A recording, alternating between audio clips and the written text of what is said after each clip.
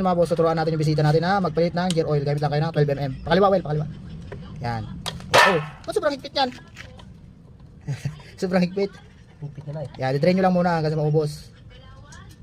Oh, malinis pa naman yung gear oil mo, pero mas maganda na sigurado. Yan.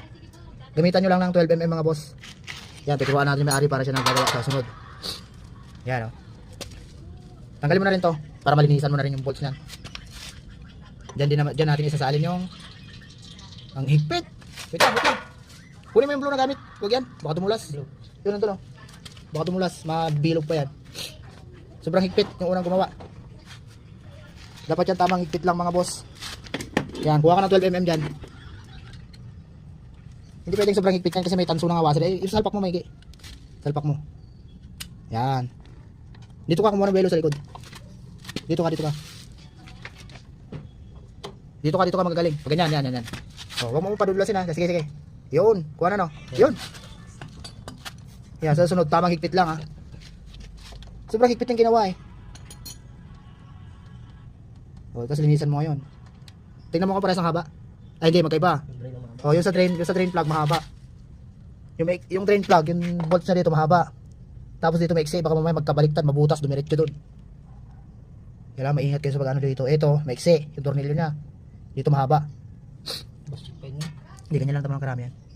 Malinis pa naman yung langis pero papalitan na natin para sigurado. Para matuto na yung may-ari. So babalik tayo mamaya pagkakabit na. Mga boss, babalik na natin. Yung mahaba na bolt sa ilalim. Sa ilalim. Yan.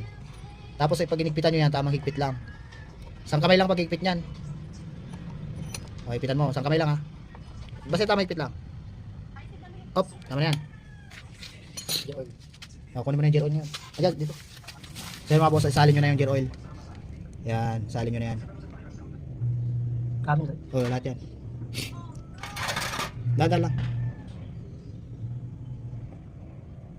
Parang hirap maglagay ng gear oil na Honda Click ah.